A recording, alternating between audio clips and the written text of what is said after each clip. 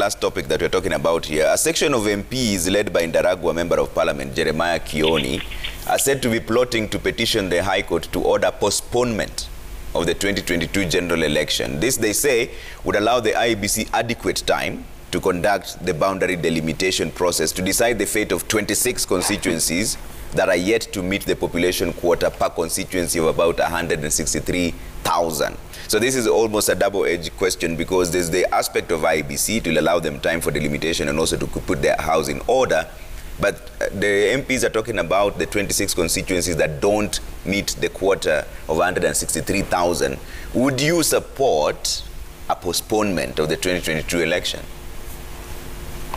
Well, it's what you call a catch-22 scenario, because if the courts rule that we can postpone the elections to allow certain things to be done, that would be okay. However, it is very clear to all of us that the Constitution steadily says and clearly says that the election will be held on the 2nd day of August. Now, as a country, we need to be consistent. We need to be consistent in the way we do things. And the courts may rule that, yes, that is okay, but let it be done next time. Because the Constitution is the supreme organ of this body, and we have to remain consistent in the way we do things in our country. So we cannot be a country that changes all the time. So where do I stand? I have not studied the matter that Kioni is talking about, but as I've said in this show over and over again, let the elections be held according to what the Constitution says they should be held.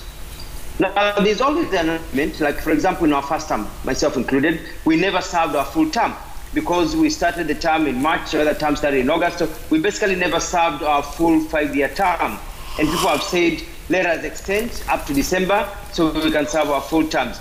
But you see, these are decisions that can only not be made just by a court declaration. They have to be a constitutional amendment as to when the elections will be held. And so it's critical. Which brings me to this argument that you're talking about when you talk about Kiambaa, for example.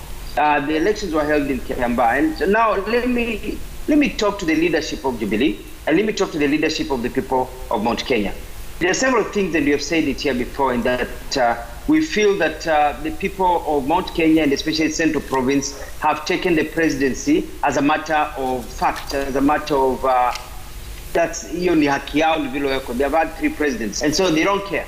And so they can play games, and they can have others from outside come and divide them, and the rest of us are looking, and the rest of us are saying, aha, nyi mnachezea, lakini you know, some of us would like to test this presidency even if it's for 3 minutes, as I said last week. So it's something to think about. But most important, Ruto has been chipping kidogo from within. Amekuwa akiwakula kutoka ndani wa Jubilee and chipping into a support base from within, using state machinery, using the powers of state from within. And you have to ask yourself, why have you allowed him to do this, and for how long will he continue doing it? Number one. Number two, you have to ask yourself is this: does Uhuru Kenyatta want to be inherited by William Ruto?